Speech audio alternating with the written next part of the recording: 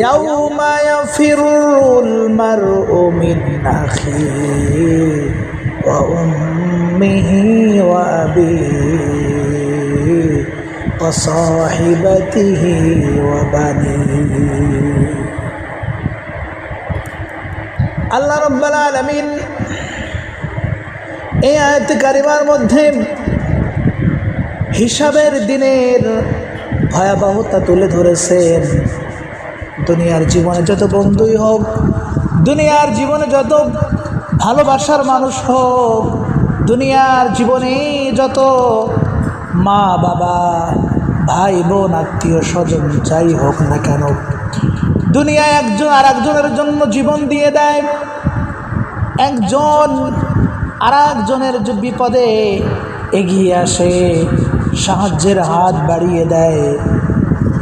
কিন্তু হাসরের ময়দানটা এমন এমন ভয়াবহ হাসরের ময়দান হবে, যে ময়দানে কেউ কারো সাহায্যের জন্য এগিয়ে আসবে না, যে ময়দানে সবাই হাহাকার করতে থাকবে, ইয়া নাফসি ইয়া নাফসি বলে সবাই চিৎকার করতে থাকবে, পেরেশানির মধ্যে থাকবে।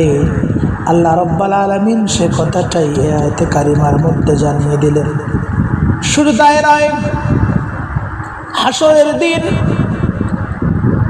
সম্পদশালী মানুষ, যাদের দুনিয়ায় অর্থ বিত্ত বৈভব সম্পদশালী যারা ছিল, যাদের দুনিয়ায় অনেক টাকা পয়সা ছিল, এই মানুষেরা সেদিন আফসোস করবে।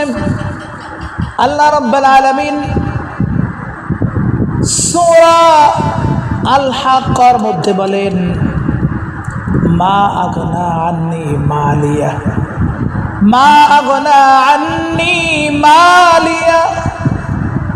আল্লাহ রাব্বুল আলামিন বলেন, সেদিন তারা বলবে, মা আগনা আন্নি মালিয়া, হায় আমার মাল আমার কোনো উপকার করতে পারলো না, আমার সম্পদ, আমার দুনিয়ার জীবনের সম্পদ আমার কোনো উপকারে এলো না।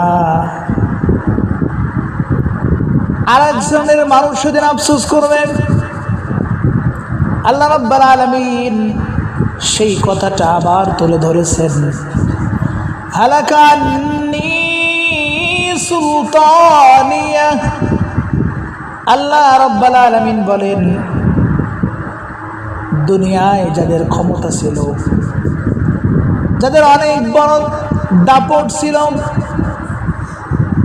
যারা ক্ষমতার মালিক ছিল, দুনিয়ার জীবনে যাদের অনেক ক্ষমতা ছিল, হাসরের দিন সেদিন সে আফসোস করবে, এমনকি পেরেশানির মধ্যে থাকবে। সেদিন সে নিজ মুখেই বলবে, হালাকান্নি সুলতানিয়া, আমার ক্ষমতা, আমার বাহাদুরি, আমার শক্তি